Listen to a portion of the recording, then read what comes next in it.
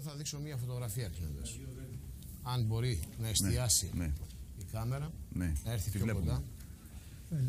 Οροπέδιο της Νίδας. Το ιερό όρος της Ήδης. Εδώ κατά την παράδοση, εδώ κατά την παράδοση λοιπόν, ανατράφηκε ο Ζεύς όταν γεννήθηκε στο δεχταίο άνδρο και μετά. Αυτό το σπήλαιο λοιπόν, το πολύ σημαντικό, του Διός, είναι έτσι σήμερα. Κοιτάξτε το. Κοιτάξτε το εσωτερικό του. Αν μπορείτε να δείτε λίγο. Ναι, το βλέπω. Αυτό το χάλι. Σάπιες σανίδες, πέτρες γκρεμισμένες από εδώ και από εκεί πέρα και πρόβατα, κατσίκια, τα οποία γυρνάνε απ' έξω. Και Χαρδαβέλα, θέλουμε λύσεις για το Σκοπιανό, μα τις δικαιούμαστε?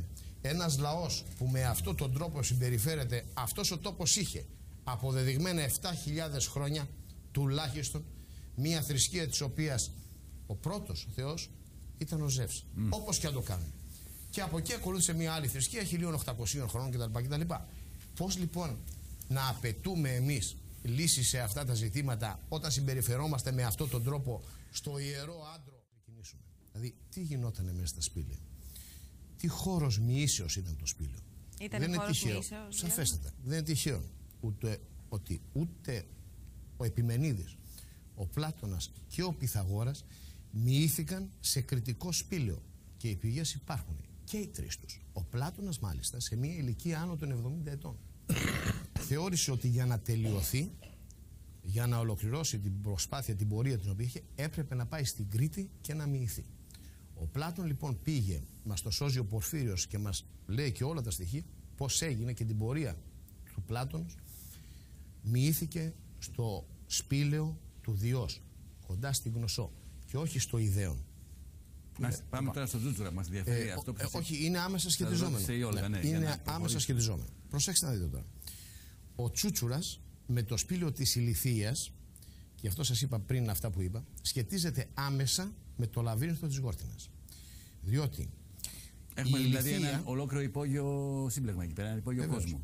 Η Ηλιθία είναι η θεά των τοκετών. Συνεπώς, ως ένα ίδιο σπήλαιο, ένα μικρό σπήλαιο, υπάρχει της Ηλιθίας, αλλά πάρα πολύ σημαντικό, στην Αμνησό, έξω από το Ηράκλειο.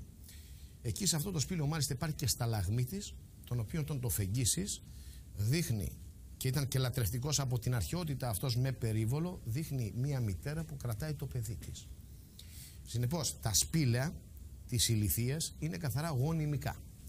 Οι λαβύρινθοι τώρα έχουν ακριβώς την ίδια λειτουργία. Είναι γονιμικές οι λατρείες αυτές. Κύριε Μπεξή, ναι, θέλετε να το περιορίσουμε περισσότερο, αν θέλετε να με θα το απλώσουμε. Οδηγήστε με. Θέλω εδώ πέρα μας ενδιαφέρει σε πρώτη φάση ο Τσούτσουρας και όλη αυτή η φήμη και η παραμυθολογία. Όχι, γιατί είπε γιατί είναι ενεργειακός ο χώρος. Μάλιστα. Γιατί ο χώρος παρουσιάζει έντονη ενέργεια. Μα ο έρωτας είναι από μόνος του ενέργεια. Συνεπώς, όλη αυτή η τελετουργία η οποία τελείται σε συγκεκριμένο χώρο και έχει γονιμική λειτουργία, δημιουργεί ενέργεια όπως και το κάνει.